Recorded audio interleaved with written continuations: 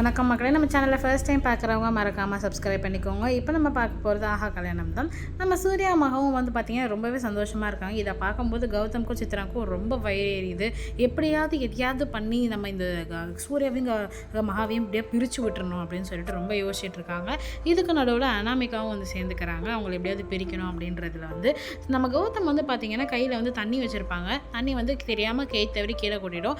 அந்த நேரம்னு பார்த்து நம்ம ஐஸ்வர்யா அந்த வழியாக வரவும் கௌதம் கையில் பாட்டில் இருக்கிறத பார்த்து கீழே தண்ணி இருக்கிறத பார்த்து கௌதம் வந்து கீழே தள்ளி விடுறதுக்கு தான் பிளான் பண்ணிட்டாரு அப்படின்னு சொல்லிட்டு உடனே வந்து கத்த ஆரம்பிச்சிருவாங்க. உடனே வந்து கோட்டீஸ்வரி அவங்க அப்பா எல்லாருமே வந்துட்டு என்னமாச்சுன்னு நீங்கள் தானே இவரை வந்து நான் மாறிடுவார் திருந்திடுவார், நீங்கள் பாருங்கள் நான் வர வழியில் தண்ணியை கொட்டி வச்சிருக்காரு, நான் கீழே விடணும் அப்படின்ட்டு சொன்னோடனே சித்ராக்கு ரொம்ப கோபமாயிடும். என்ன ஐஸ்வர்யா நீ ரொம்ப ஓவராக தான் பண்ணிட்டு இருக்க, தெரியாமல் நடந்த விஷயத்தை கூட நீ வந்து ரொம்ப குதர்க்கமாக பார்க்குற அப்படின்னு சொல்லிட்டு திட்டுவாங்க.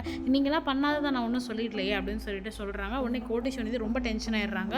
என்ன நினச்சிட்டு இருக்கீங்க தம்பி, நானும் நீங்கள் மாப்பிள்ளைங்கிறதுனால தான் எதுவுமே சொல்லாமல் இருந்தேன், இப்போ என்ன இந்த மாதிரிலாம் பண்ணிகிட்டு இருக்கீங்க அப்படின்னு சொல்லிட்டு ரொம்ப பேசிடுறாங்க.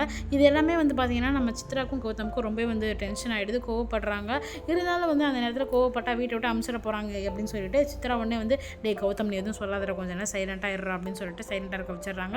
இதை வந்து பார்த்தீங்கன்னா மகாக்கு வந்து தெரிய வருது. மகா உடனே வந்து பார்த்தீங்கன்னா இந்த மாதிரி ஆச்சா நீ ஏங்க என்கிட்ட சொல்லவே இல்லை அப்படின்னு சொல்லிட்டு ஐஸ்வர்யா கேட்குறாங்க.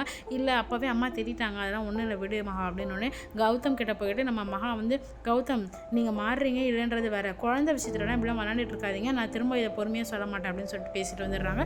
நம்ம சேனலை சப்ஸ்கிரைப் பண்ண உங்களுக்கு ரொம்ப நன்றி. சப்ஸ்கிரைப் பண்ணாதவங்க மறக்காமல் சப்ஸ்கிரைப் பண்ணிடுங்க.